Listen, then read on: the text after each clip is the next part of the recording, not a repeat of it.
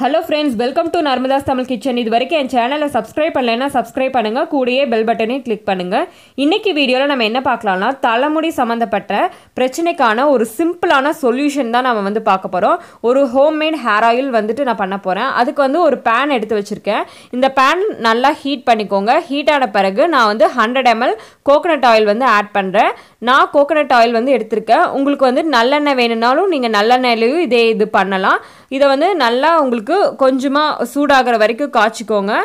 நம்ம தேங்காய் எண்ணெய் யூஸ் பண்ணுறங்காட்டி முடி நல்லா வளரும். நம்ம டெய்லியுமே தேங்காய் எண்ணெய் அப்ளை பண்ணுறது ரொம்பவே நல்லது. அப்போ தான் முடி ஸ்ட்ராங்காகவும் நல்லா லென்த்தாகவும் வளரும். நெக்ஸ்ட்டு நல்லா ஹீட் ஆயிடுச்சு. இதுக்கப்புறம் நான் ஒரு 10 பூண்டு நான் எடுத்து வச்சுருக்கேன். இந்த பூண்டை நான் ஆட் பண்ணிக்க போகிறேன். பூண்டு பார்த்துட்டிங்கன்னா நல்லா க்ளீன் பண்ணிவிட்டு தோல் எடுத்துகிட்டு நான் ஆட் பண்ணிக்க போகிறேன். நல்லா அந்த எண்ணெயிலே அந்த பூண்டு வதங்கணும். வதங்கினும் போது உங்களுக்கு நல்லா அதனோட எசன்ஸ் எல்லாம் இறங்கும். அந்த பூண்டோட எசன்ஸ் எல்லாமே இறங்கும். நம்ம இந்த எண்ணெயை அப்ளை பண்ணும்போது தலைமுடி பிரச்சனை எல்லாமே போயிடும். நம்ம தலைமுடியில் பார்த்திங்கன்னா பொடுகு தொல்லை, அப்புறம் பேன் இருக்கிற பிரச்சனை எல்லாமே இருக்கும். அது எல்லாமே இந்த எண்ணெயை அப்ளை பண்ணும்போது போயிடும்.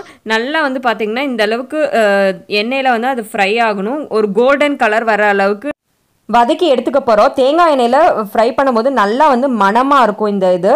அதுக்கப்புறம் இது எப்படி அப்ளை பண்ணணும்னா லைட்டாக இளம் சூடாக இருக்கும்போது நல்லா ஸ்கேல்பில் அப்ளை பண்ணிக்கணும். சர்க்குலர் மோஷனில் நல்லா தேய்ச்சிக்கோங்க. நல்லா ஸ்கேல்ப்லேருந்து டிப் வரைக்குமே நல்லா தேய்ச்சிக்கலாம். தேய்ச்சிட்டு ஒரு 10 minutes இல்லை ½ an hour விட்டுட்டு நம்ம ரெகுலராக ஷாம்பு வாஷ் இல்லைன்னா சீவக்காய் போட்டு வாஷ் பண்ணிக்கலாம்.